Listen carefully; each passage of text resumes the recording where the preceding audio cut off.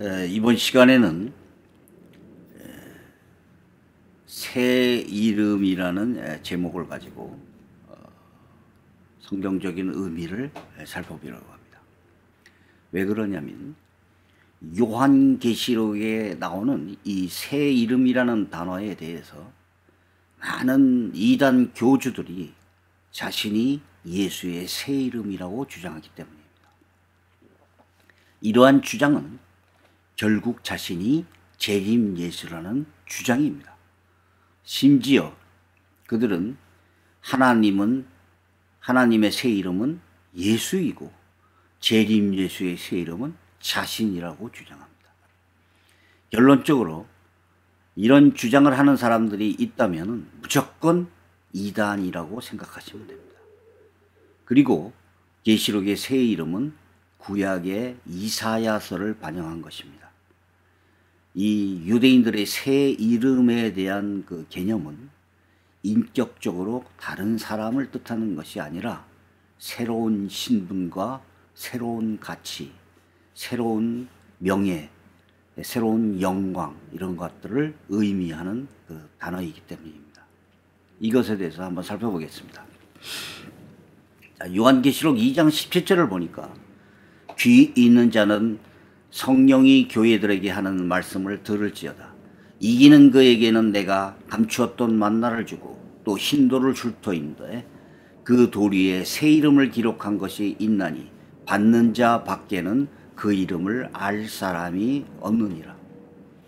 자, 계시록 3장 12절에 또 이런 새 이름이 또 나옵니다. 이기는 자는 내 하나님 성전에 기둥이 되게 하리니 그가 결코 다시 나가지 아니하리라.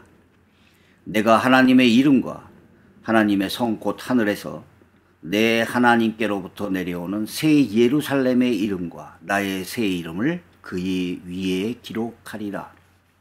자, 여기 계시록 2장과 3장에서 새 이름이라는 단어들이 나오는데 여기에 나오는 새 이름이라는 것은 이 다른 어떤 이상한 것을 의미하는 게 아니라 이기는 자에게 준다는 겁니다. 그래서 많은 이단들이 자기를 이기는 자다 이렇게 주장을 하고 있는데 요한계시록 2장과 3장에 나오는 이기는 자, 요 앞에 귀 있는 자도 나오죠. 이런 그 단어들은 사도 요한이 7 교회에다가 편지를 하는 내용으로서 조금만 더 신앙을 더 극복하고 참고 견디면 하늘의 상급과 복락을 주겠다고 하는 그러한 내용으로서 여기에서 이기는 자는 그 편지를 받는 교회의 성도들을 말하는 것입니다. 그래서 영어 성경을 보면 이기는 자, 이 단어가 싸워서 이긴다는 게 아니라 오버캄, 극복하다라는 단어로 번역이 되어 있습니다. 다시 말해서 요한계시록 2장과 3장의 7교회는 수많은 고통과 학대와 어려움을 당하고 있었습니다. 그래서 사도 요한은 이 7교회 사람들에게 조금만 더 참고 신앙을 극복하고 견디고 하라는 그러한 의미에서 이기는 자라는 표현을 쓴 겁니다. 그래서 여기에 새 이름이라는 계시록 2장과 계시록 3장에 새 이름이라는 단어가 나오는 걸 가지고 이단 교주들이 자기가 예수의 새 이름이라고 주장하기 위해서 자기가 이기는 자라고 주장을 하게 되는 겁니다. 자, 이런 단어에 이런 그 주장에 속을 필요가 없습니다. 자, 신천지에 보니까 이만희 씨 총회장을 하나님의 새 이름, 예수님은 하나님의 새 이름으로 오신 분이었고 이만희 씨는 예수님의 새 이름으로 온 자였다라고 주장하고 있습니다. 자, 이런 거 많죠. 그 다음에 또 하나님의 교회에 보니까 안상홍 씨, 죽은 분이죠. 안상홍 씨 이거를 뭐라고 그러냐면 새 이름이다. 그래서 예수의 새 이름, 계시록 14장에 뭐 이런 새 이름 이런 거를 가지고 안상홍 씨라고 또 주장을 하는 겁니다. 그래서 이건 웃지도 못할 일이죠. 뭐라고 그러냐면 이 성경에 안상홍이라는 이름이 나와 있다고 합니다. 그래서 뭔가 그랬더니 안은 편안을 안이고 상은 쇳소리상, 그래서 뇌성소리가 바로 안상홍이다. 그리고 검은 것소리가 바로 상자다.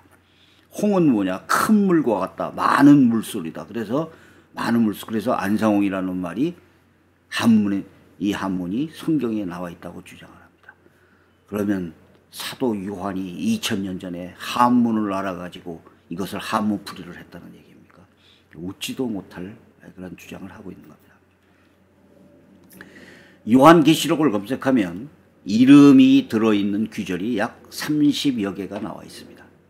근데 그 중에서 이거를 분류해 보면 하나님과 예수의 이름인 경우도 있고, 또 마귀와 짐승의 이름을 말하는 경우도 있습니다. 또 성도 자신의 이름을 말하는 경우도 있습니다. 예를 들어보자면 짐승의 이름을 말하는 것은 요한계시록 13장 17절, 누구든지 이 표를 가진 자 외에는 매매를 못하게 하니, 이 표는 곧 짐승의 이름이나 곧 이름의 수라, 짐승의 수를 계시록 13장에서는 짐승의 이름이라고 얘기하고 있죠. 그 다음에 계시록 14장에는 이렇게 얘기하고 있습니다. 그들의 이마에는 어린 양의 이름과 그 아버지의 이름을 쓴 것이 있더라. 여기에서는 하나님과 예수 그리스도의 이름이라고 나와 있죠. 또 계시록 3장에서는 이렇게 되어 있습니다. 이기는 자는 이와 같이 흰 옷을 입을 것이요 내가 그 이름을 생명책에서 결코 지우지 아니하고 그 이름을 내 아버지 앞과 그의 천사들 앞에서 시인하리라. 그것은 성도의 이름을 얘기하는 겁니다. 그래서 똑같은 이름이라 이름이지만 짐승의 이름을 말할 수도 있고 하나님과 예수 그리스도의 이름을 말할 수도 있고 성도의 이름을 말할 수도 있습니다. 자, 그러면 새 이름이라는 그 의미가 도대체 뭘까요? 유대인들은 그 이름을 아주 중요한 의미를 갖습니다. 유대인들에게요. 그리고 그 이름이 그 사람의 인격과 장래를 결정하는 것으로 생각하였습니다. 그래서 사실 예수 그리스도, 우리 예수라는 이름은 유대인들한테 사실 흔한 이름이었습니다. 그래서 예를 들면 예수라는 이름은 구원자다, 이런 이름입니다. 또 나발은 어리석은 자, 베드로는 뭡니까? 베드로는 바위를 의미하였습니다. 그런데 새 이름의 의미는 전과 완전히 다르다, 그런 개념을 나타나며 동시에 새로운 존재적인 어떤 가치성을 의미하고 있습니다. 그래서 다시 말해서 새 이름은 다른 사람을 말하는 것이 아닙니다. 동일한 사람으로서 새로운 의미, 새로운 신분으로 변화된 가치를 뜻합니다. 예를 들면 아브라함이 아브라함으로 이름이 바뀌었죠. 야곱이 이스라엘로 이름이 바뀐 것을 반영합니다. 그래서 예수 그리스도에게 새 이름이 사용됐다라는 의미는 궁극적으로 성취된 왕국을 다스리는 영광의 이름, 새로운 자격과 신분적인 변화를 뜻합니다. 자, 예를 들면 새 하늘, 새 땅, 새 예루살렘, 새 노래, 이러한 것들이 그것을 반영하는 겁니다. 그래서 유대인이 생각하는 그 새 이름이라는 개념을 다른 사람, 그러니까 예수님이 새 이름으로 오신다, 그러니까 다른 사람이 온다, 이렇게 해석할 필요가 없는 겁니다. 그럼 새 이름이 무엇이냐? 새 이름이라는 것은 다른 인격적인 존재를 말하는 것이 아닙니다. 새로운 신분, 새로운 가치적인 의무, 새로운 상태, 이런 것을 말하는 것입니다. 그래서 예수 그리스도의 새 이름을 말할 때는 과거와 다른 새로운 영광과 새로운 신분, 성취된 왕국을 다스리는 메시아를 말하는 것입니다. 왜 그럴까요? 예수 그리스도는 종의 모습으로 오셨습니다. 그래서 죄인의 모습으로 오셨습니다.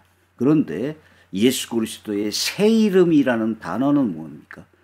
이 새 이름이 성도들한테 주어졌다, 이마 위에 썼다, 이런 것들은 새로운 소속, 새로운 소유가 되었다는 것을 의미를 포괄하는 것입니다. 그리스도인 성도들의 새 이름을 말할 때는 구원을 통하여 하나님의 자녀가 되는 새로운 상태와 새로운 신분을 가리킵니다. 그래서 이 새로운 이 새 이름이라는 것은 가치적인 새로운 가치, 새로운 신분 이런 것을 말하는 것입니다. 자, 여기 제가 주장하는 것이 아니라는 것을 말씀드리기 위해서 제가 문헌을 몇 개 참고를 했습니다. 이필찬 교수가 쓴 내가 속히 오리라. 여기를 보니까 이렇게 나와 있습니다. 고대 사회나 구약에서 어떤 다른 사람, 특별히 하나님의 이름을 얻는다는 것은 그 사람의 인격이나 능력에 함께 동참하는 것을 의미한다. 그리고 어떤 사람이 한 이름을 다른 사람이나 사물에게 주었다면 그것은 그들이 그 인격을 소유했음을 의미한다. 이러한 맥락에서 새 이름을 받는 것은 바로 새로운 자격을 얻는 것이다. 그러므로 교회 공동체가 새 이름, 그리스도의 이름을 받는다는 것은 마지막 때 그리스도께서 이루신 그의 나라에 동참한다는 의미다. 이렇게 설명하고 있죠. 자, 그 증거들을 되겠습니다. 고린도후서 5장 17절을 보니까 자, 그런즉 누구든지 그리스도 안에 있으면 새로운 피조물이라.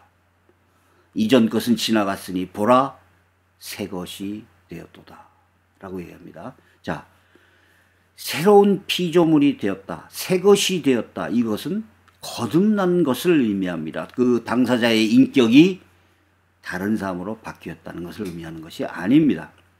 그래서 그 새 이름이라는 그 의미는 문자적이기보다는 새롭게 구원을 받을 것을 상징할 수 있다고 보는 겁니다. 하나님의 이름이 이마에 기록되어 있다. 이것은 하나님의 소유, 하나님의 자녀가 되었다는 개념입니다. 동시에 구원을 받았다는 그러한 의미도 됩니다. 같은 방법으로 짐승의 이름이 이마에 기록되었다는 것은 짐승의 소유를 의미합니다. 이 개념은 유목민들이 양에게 어떤 그 마크나 이름을 새기는 것과 같습니다. 양들이 이 목초지에서 풀어서 길렀을 때 양들이 서로 섞이는 거죠. 그래서 자기의 소유를 말하기 위해서 양에게 자기 이름을 쓴다든가 어떤 낙인을 찍는다든가 마크를 새긴다든가 그러면 자기의 소유가 되는 것이죠. 이 개념에서 하나님의 이름, 예수 그리스도의 이름이 이마에 있다라는 것은 하나님의 소유를 말하는 겁니다. 그리고 짐승의 이름이 이마에 있다는 것은 짐승의 소유를 의미하는 것입니다. 자, 그렇다면 계시록의 그 새 이름은 도대체 어디서 나온 것이냐? 구약의 이사야서를 반영한 것입니다. 자, 이사야 62장 2절에 보니까 이방 나라들이 내 공의를 무두왕이 다 내 영광을 볼 것이요 너는 여호와의 입으로 정하실 새 이름으로 일컬음이 될 것이며 라고 하는 단어가 나옵니다. 자, 그렇다면 왜 그대로의 이름이 아니라 새 이름이라고 했을까요? 이것은 기존의 이름과 다른 사람을 의미한다는 것이 아니라 새 이름이라는 단어는 당사자에게 새로운 의미와 가치를 부여하는 것입니다. 이것이 상징하는 의미는 이사야서 62장 15절에서도 찾을 수 있습니다. 다른 사람을 뜻하는 것이 아니라 동일한 사람이지만 여호와의 입으로 정하실 새 이름으로 일컬음이 된다는 것입니다. 자, 이사야서 62장을 보니까 여기 이렇게 나옵니다. 이방 나라들이 내 공의를 무도왕이 다 내 영광을 볼 것이요 너는 여호와의 입으로 정하질 새 이름으로 일컬이 되시며 자, 여기에 이런 그 규절이 나오는데 바로 65장 15절에 보니까 여기 이렇게 나옵니다. 또 너희가 남겨놓을 이름은 내가 택한 자의 저주거리가 될 것이니라. 주 여호와 내가 너를 죽이고 내 종들은 다른 이름으로 부르리라. 그러니까 하나님의 이 대적하는 사람들은 다 저주가 되고 죽임을 당할 것이지만 이 여호와의 종들은 다른 사람이 된다는 게 아니죠. 다른 이름으로 부르리라 라는 것입니다. 이게 바로 여호와의 입으로 정하실 새 이름으로 일컬음이 된다. 그래서 이방 나라들이 네 공의를 무도왕이다, 네 영광을 보게 될 것이다 라고 얘기하는 겁니다. 자, 그래서 자, 이 창세기 17장 5장을 보니까 이렇게 나옵니다. 이제 후로는 내 이름을 아브람이라고 하지 아니하고 아브라함이라고 하리니 이는 내가 너를 여러 민족의 아버지가 되게 함이니라. 이렇게 나오죠. 또 창세기 32장 28절을 보니까 그가 이르되 내 이름을 다시는 야곱이라 부를 것이 아니요 이스라엘이라고 부를 것이니 이는 내가 하나님과 및 사람들과 겨루어 이겼습니다. 여기에도 이게 나옵니다. 제가 그러면 아브라함이 사람이 바뀌어서 아브라함이 됐느냐? 아니죠. 똑같은 사람인데 이름이 달리 불린 것입니다. 자, 야곱이 이스라엘이라고 불린다는 겁니다. 그래서 이렇게 똑같은 인물들이죠. 민수기를 보니까 또 이게 나옵니다. 민수기는 뭐냐? 느보와 바알모올들을 건축하고 그 이름을 바꾸었고 또 신마를 건축하고 건축가 성읍들에게 새 이름을 주었고 이런 이름을 계명한다는 이러한 개념입니다. 장소에서. 또 사도행전 11장 26절을 보니까 만남에 안디옥에 데리고 와서 둘이 교회에 1년간 모여 있어서 큰 무리를 가르쳤고 제자들이 안디옥에서 비로소 그리스도인이라 일컬음을 받게 되었다. 이렇게 나옵니다. 자, 이 사람들은 이미 거듭난 사람이고 이 사도 바울이 이 사람들을 가르쳤습니다. 그래서 1년 동안 이 무리들을 가르치고 난 다음에 안디옥에서 비로소 그리스도인이라 일컬음을 받게 됐다는 이런 의미입니다. 자, 그러면 다시 계시록 2장 17절로 돌아가겠습니다. 귀 있는 자는 성령이 교회들에게 하시는 말씀을 들을지어다. 이기는 그에게는 내가 감추었던 만나를 주고 흰 돌을 줄 터이는데 이 돌 위에 새 이름을 기록한 것이 있나니 받는 자 밖에는 그 이름을 알 사람이 없느니라 라고 나와 있습니다. 자, 받는 사람만이 그 이름을 알 수 있다는 뜻이에요. 자, 그럼 계시록 19장에서도 이게 나옵니다.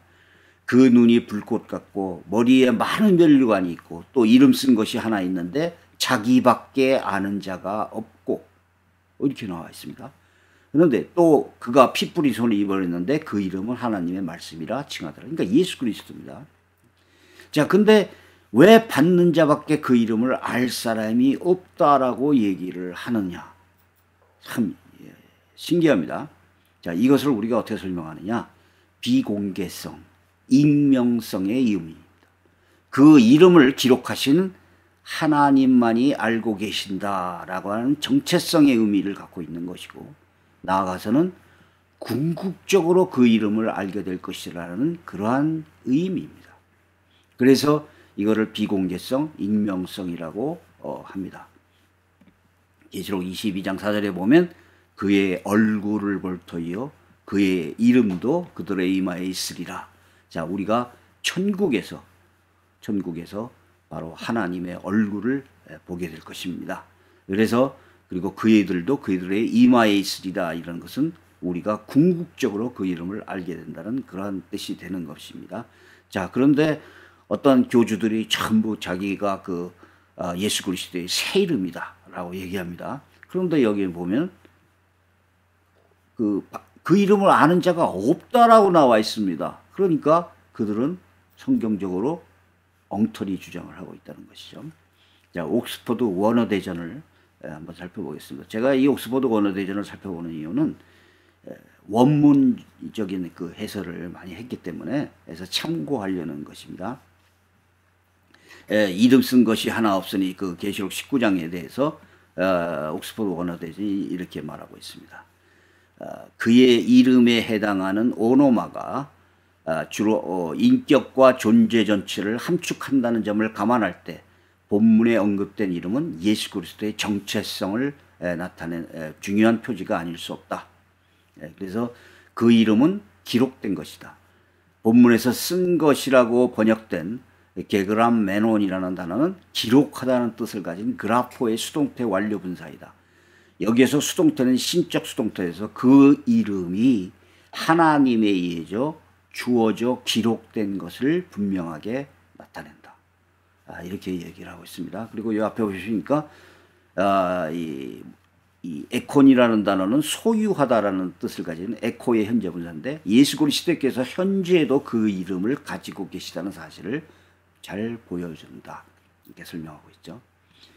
그래서 여기에 그 계시록 19장에서 예수 그리스도가 종말론적인 전투를 수행하시는 백마탄자로서 이름 쓴 것이 하나가 있으니 그 자기밖에 아는 자가 없는 자로 묘사된다.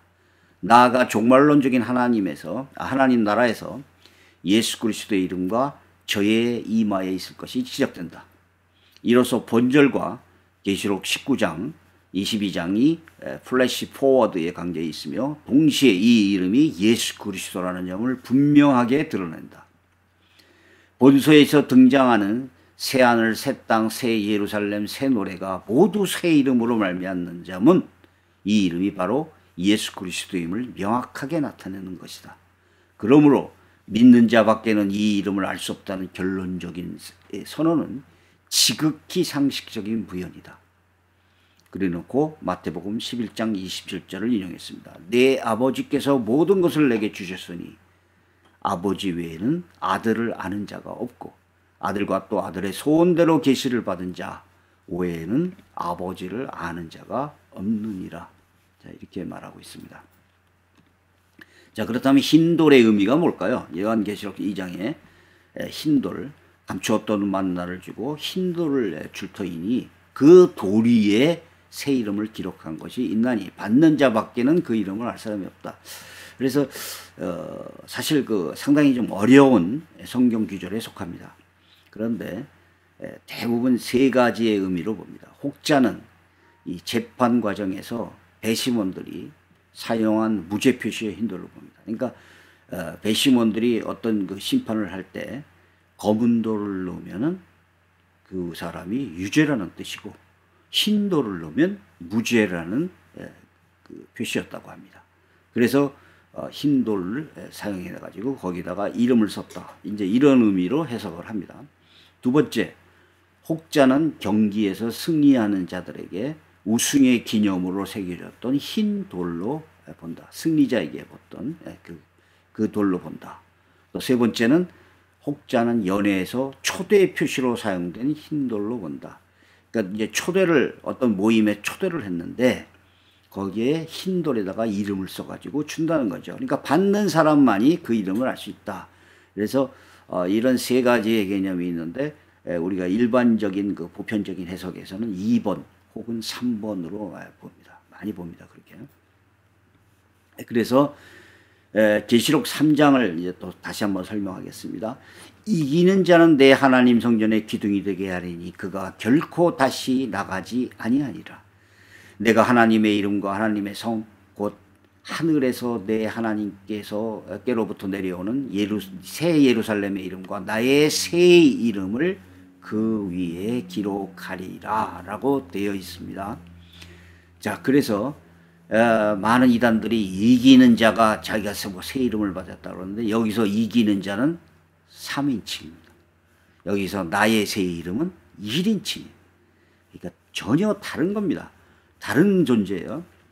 그러니까 이거 말도 안 되고, 그 다음에 계시록 3장에서 이기는 자는 편지를 받는 사람에게 있습니다. 신앙을 극복하고 어려움을 견디는 자들이죠.